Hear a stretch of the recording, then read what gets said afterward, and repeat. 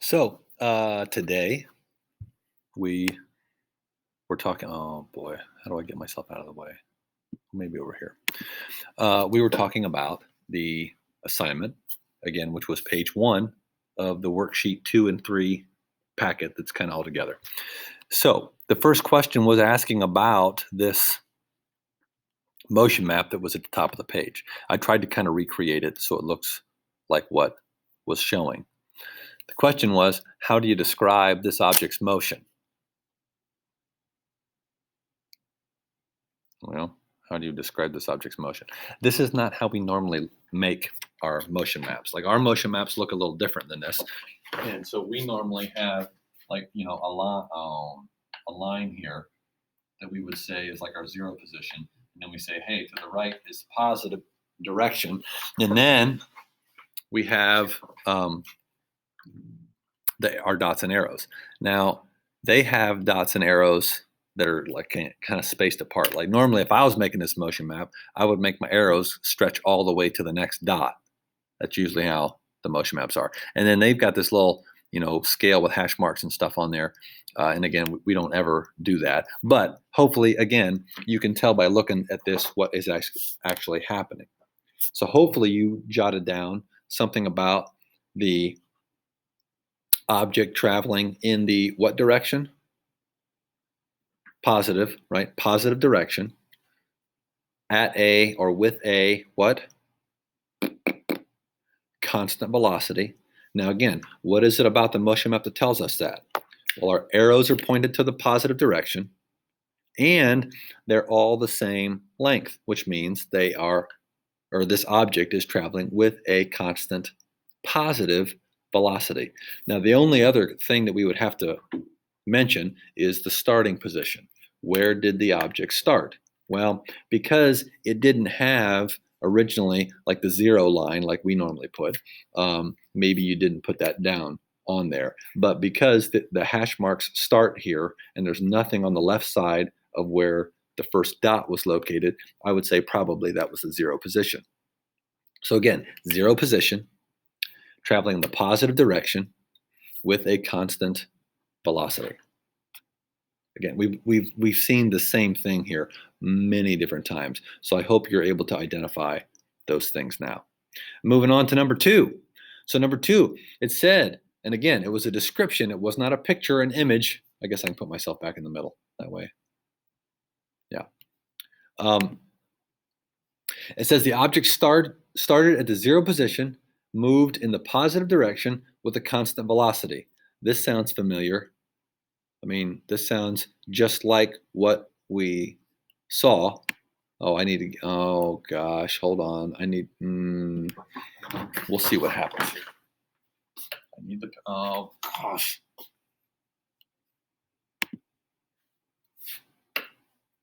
Oh, of course. I want to have a different color. Oh gosh, there it is. Right there.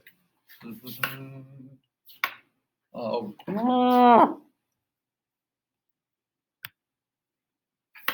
Let's go with, sure. How about that? That's a lovely. Oh no. Oh no. Well, I hope my line is the correct size. So it says starts at the zero position. Zero position. Okay, where's that? Right here. Boom. Moves in a positive direction. Okay, my arrows have to go to the right. With a constant velocity, my arrows have to be the same length. Okay, there we go. Right there, right there, right there, right there. Again, how many arrows do you need? I don't know. That's probably enough. 3 or 4 is usually good. Unless they give you a specific length of time, then you might want to base your number of arrows on the length of time they told you. Then we have the XT graph. How do you show, again, starting at the zero position? That means your y-intercept is what? 0. That means the line has to start down here at the origin of the graph. Now, what kind of slope is it? Positive, yeah? Because it's got a positive velocity. And what else about the slope? It's constant. Oh, so like this. The same thing, kind of curved up at the end. So the same thing we've been seeing. Again, a positive constant slope because we were told it was a positive constant velocity. Remember, the slope of this graph is velocity. Then we look at the VT graph. How do you show positive constant velocity on a VT graph? Well, you go to the positive region of the graph, and it's constant, meaning it's not going up or down. It's staying the same, horizontal. So those all match each other based on the statement that was given. Moving out. So the next one, it says the object is standing still. One of the first questions I got from a couple students was, do we just make up where it is? Because what didn't they tell you? They didn't tell you the position or the location of the object. So you do have to just make that up.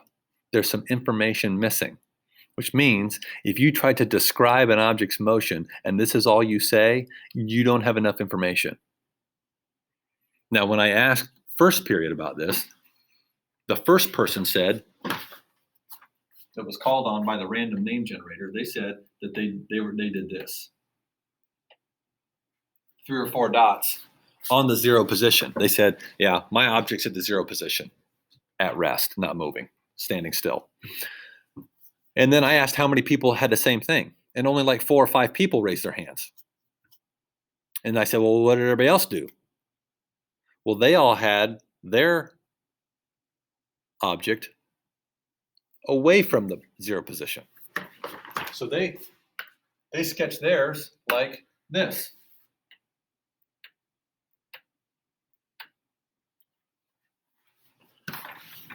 Are they both correct?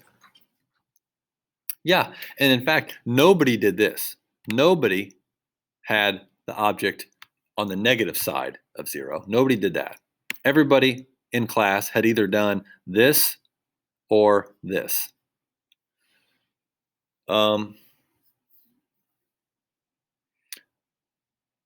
So because there's more than one correct answer here, that means that the description is not clear enough.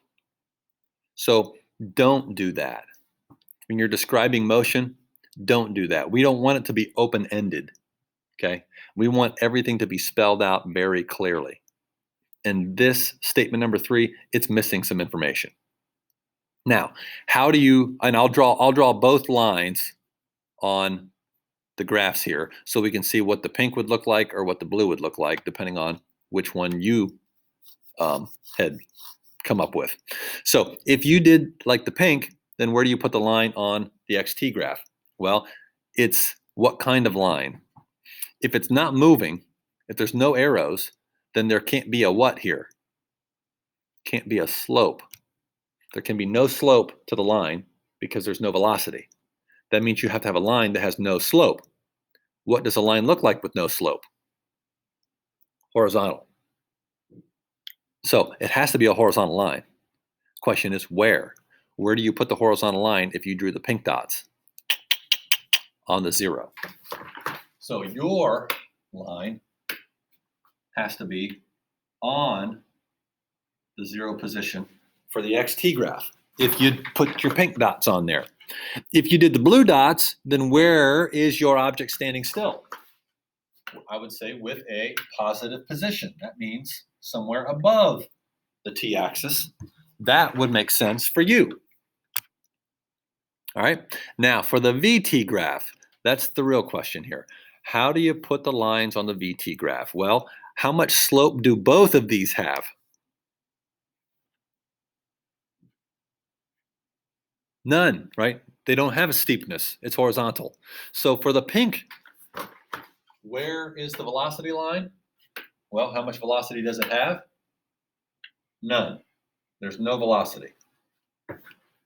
For the blue, how much velocity is there? None. So,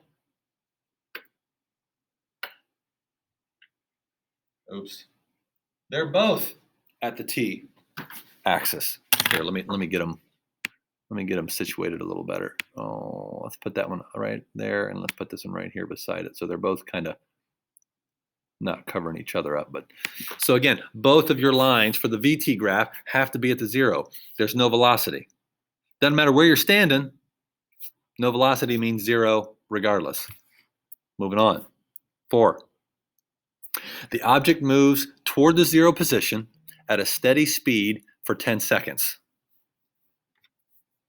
Then stands still for 10 seconds. So now they give us a time here. The object moves toward the 0 position at a steady speed. So constant for 10 seconds, then stand still for 10 seconds. Now, when I called on someone in class, here was the first response. And then people started erasing stuff. So here's the first one. Here's what the first person said. They said,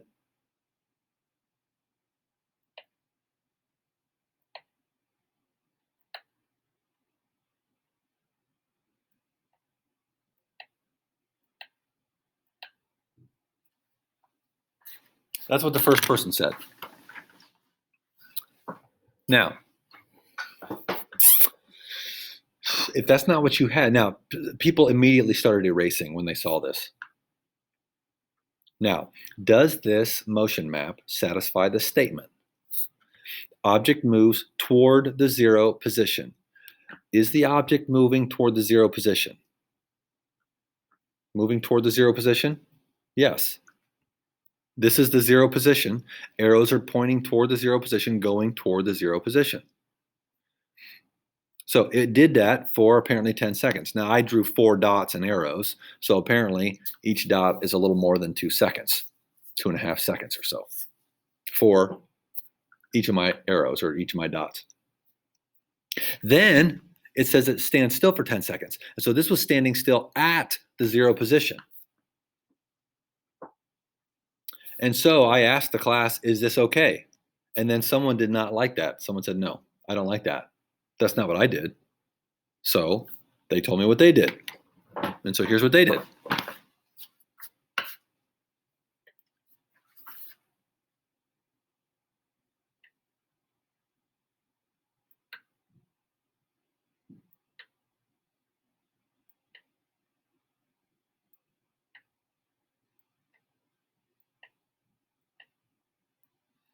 I need to slide that whole thing over a little bit. That's actually a little too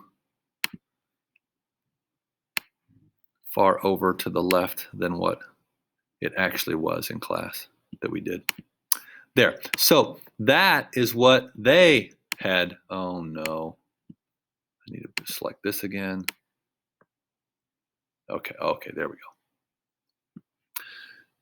So 2 different people, 2 different answers, which sounded like most of the people in the class had one of these 2. And then I asked, okay, so is only one of them right? Are they both partly right? Is one more right than the other?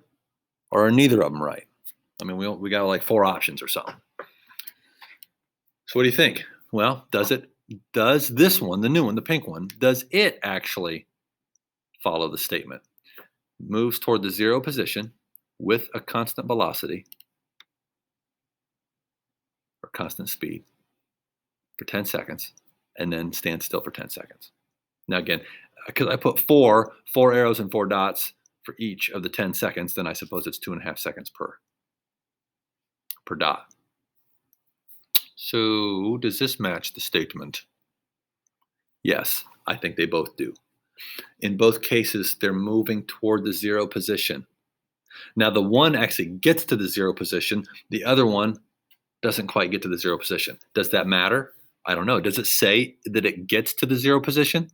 Does it ever tell us where it is, the object that's moving? No. The statement never says where it starts. It never says what direction it's going.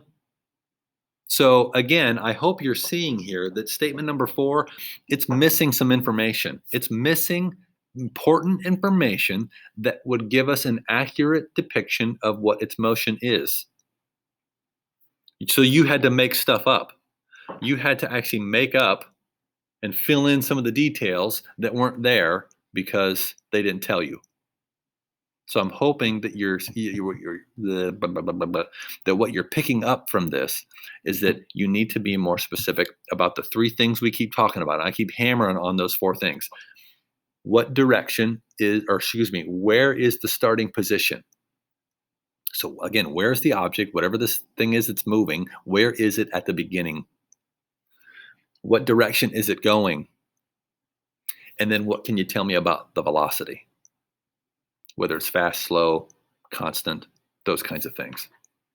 Okay.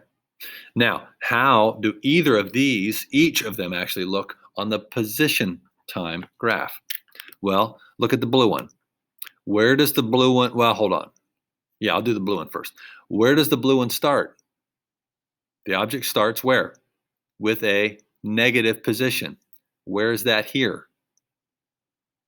Down below the T, down here. Which means the line has to do what? What kind of velocity is this? Remember, it's going this way.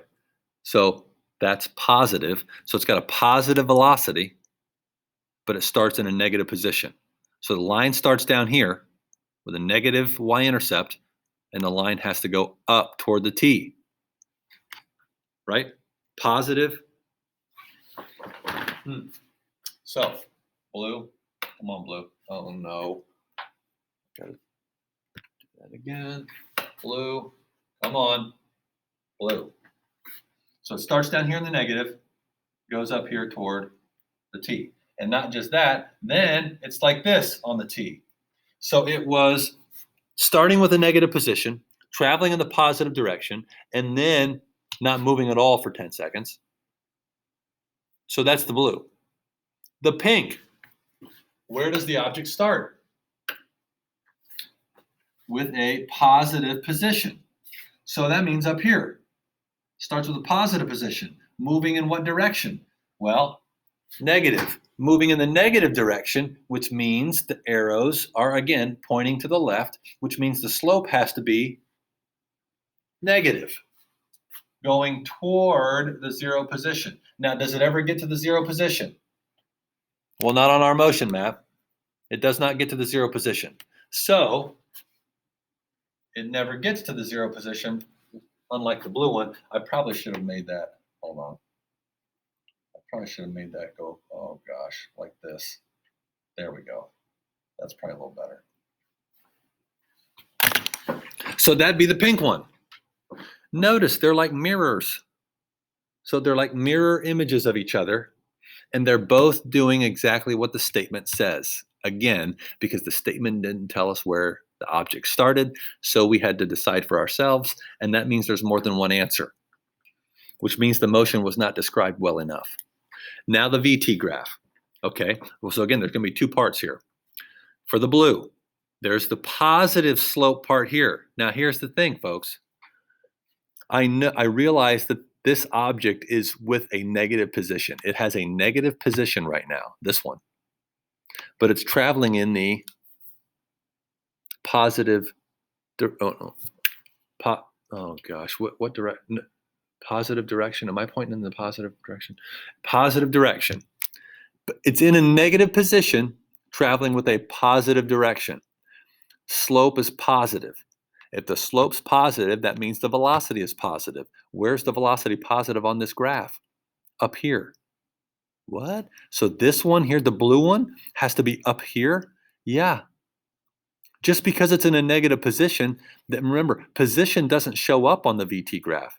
We can't see position on the VT graph. So that has to be up here. Oh, it's supposed to be blue. I need the blue. It's supposed to be up here for the blue part. I mean, for the first part. And then I'm going to draw a little like dashed line because now something different happens. What happens in the second half? Now it's at rest for 10 seconds. Now it's not moving for 10. How much velocity is that? None. So now it has no velocity for 10 seconds, which is on the zero, the t-axis. Okay, so now the pink. Well, what is this doing? That's a negative slope. Negative slope means velocity is negative. Where's negative velocity? Down here. Well, wait a minute, but this line's up top. It doesn't matter where the line is, it matters which way it's tipped. Remember, the The VT graph, it matters which way the line is tipped, whether it's above or below. Not where the object is, but what direction it's going. I hope that makes sense. If it didn't before, I hope it does now. So that's got to be down here like this for the first part. And again, there's two parts. That's supposed to be horizontal. It's not quite horizontal. And then the second part, it's at rest like the first one was. And where's that? On the t-axis. So that's got to be here with the blue one on the t-axis. Again, it's a mirror of each other. I hope that makes sense. So, moral of the story, be more specific. Tell me where the object starts, what direction it's going, and how its velocity is. Moving on. I want to look at number 7 of page 2, because your assignment is going to be to finish page 2 and do page 3 of the packet.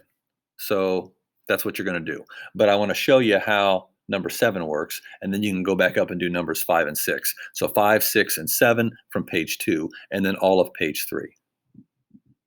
You'll do that in your comp book, submit a picture the next time we have class. So notice there's numbers on these graphs now. The position time graph has numbers. Oh, and the directions on this, on the top of the sheet, it says to actually sketch a motion map too. So we'll do that first. But then notice these graphs have numbers, okay? Now we're not just guessing where to put a line. This graph here, this position time graph, is going to tell us where to put the line on this graph. Remember, what is it about this graph? What is it about this graph that tells us what velocity is? What is it about this graph that tells us what velocity is? The slope. Remember, the slope of this graph is velocity. So we need to find the slope of that graph. But it shouldn't be very difficult. I mean, it's pretty simple, basic. I mean, you can do this in your head. You don't need a calculator for this. But first we need a motion map. So motion map, where does the object start? Well, based on the graph, in the 0 position. So the object starts here. Traveling in what direction? That's a positive slope. So arrows in the positive direction. And they're all the same length. Why? Because it's a constant slope.